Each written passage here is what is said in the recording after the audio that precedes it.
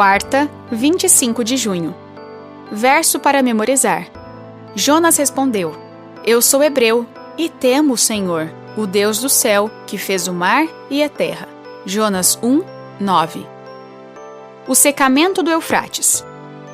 Um dos pontos fortes de Babilônia era a maneira como o rio Eufrates passava por baixo de suas muralhas, fornecendo à cidade um suprimento ilimitado de água. Isso também provou ser sua fraqueza. Nitócris, uma antiga rainha babilônica, havia criado obras de terra ao longo do rio para desenvolvê-lo como uma rota para a cidade.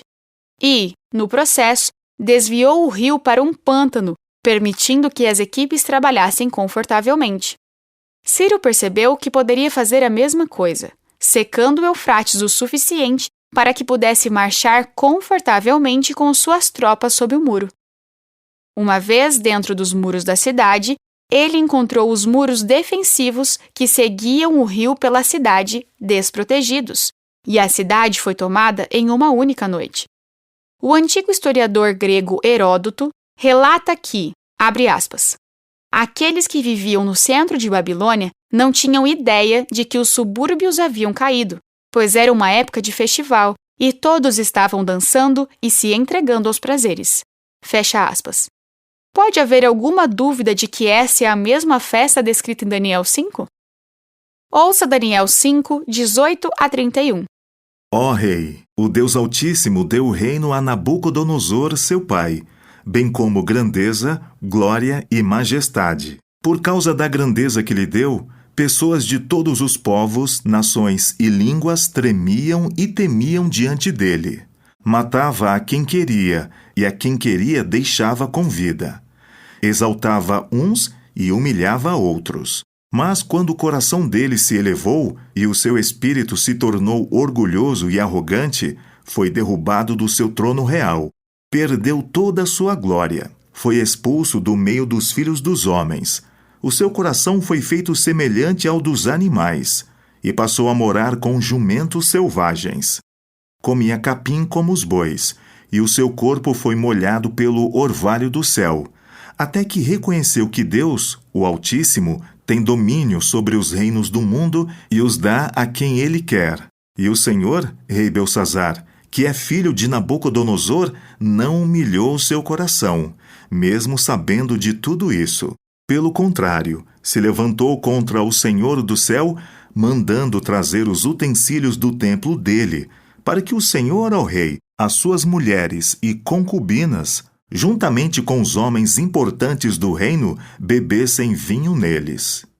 Além disso, o Senhor deu louvores aos deuses de prata, de ouro, de bronze, de ferro, de madeira e de pedra, que não veem, não ouvem e não sabem nada. Mas o Senhor não deu glória a Deus, em cuja mão estão a sua vida e de todos os seus caminhos. É por isso que ele enviou aquela mão que escreveu na parede. E o que está escrito é isto: Mene, Mene, Tekel e Parsim. Esta é a interpretação daquilo. Mene, Deus contou os dias do seu reinado, ó rei, e pôs um fim nele. Tekel, você foi pesado na balança e achado em falta. Peres, o seu reino foi dividido e entregue aos medos e aos persas. Então Belsazar mandou que vestissem Daniel de púrpura, que lhe pusessem uma corrente de ouro no pescoço e que proclamassem que passaria a ser o terceiro no governo do seu reino. Naquela mesma noite, Belsazar, rei dos caldeus, foi morto, e Dário o Medo se apoderou do reino, quando tinha mais ou menos 62 anos de idade. Apocalipse 16, 12 a 19. O sexto anjo derramou a sua taça sobre o grande rio Eufrates. As águas do rio secaram, para que se preparasse o caminho dos reis que vêm do Oriente. Então vi sair da boca do dragão, da boca da besta e da boca do falso profeta 3 espíritos imundos semelhantes a rãs. São espíritos de demônios, operadores de sinais, e se dirigem aos reis do mundo inteiro a fim de ajuntá-los para a batalha do grande dia do Deus Todo-Poderoso. Eis que venho como vem o ladrão. Bem-aventurado aquele que vigia e guarda suas vestes, para que não ande nu e não se veja a sua vergonha. Então ajuntaram os reis no lugar que em hebraico se chama Armagedon. Então o sétimo anjo derramou a sua taça pelo ar, e uma voz forte saiu do santuário, do lado do trono, dizendo: Está feito. E sobrevieram relâmpagos, vozes e trovões. E ocorreu um grande terremoto, como nunca houve igual desde que há gente sobre a terra. Tal foi o terremoto, forte e grande. E a grande cidade se dividiu em 3 partes, e caíram as cidades das nações.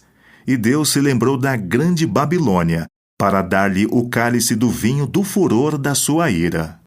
Pergunta 4. Que paralelos você encontra entre as últimas pragas do Apocalipse e a história da queda de Babilônia? Ao explicar como discernir os sinais dos tempos, Jesus advertiu seus discípulos: Portanto, vigiem, porque vocês não sabem em que dia virá o Senhor de vocês. Porém, considerem isto: se o pai de família soubesse a que hora viria o ladrão, vigiaria e não deixaria que a sua casa fosse arrombada. Assim como na queda de Babilônia, o súbito aparecimento de Cristo tomará a Babilônia moderna de surpresa. No entanto, não precisa ser assim conosco. Recebemos amplas evidências da breve volta de Jesus em inúmeras profecias detalhadas. O mundo não será pego de surpresa apenas porque ignora o que Deus previu.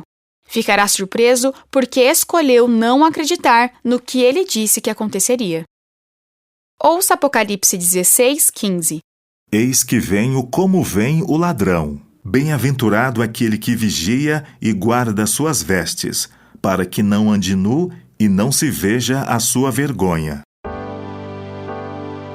Em meio a essas advertências sobre o fim dos tempos, que mensagem do Evangelho é encontrada nesse texto? O que significa não andar nu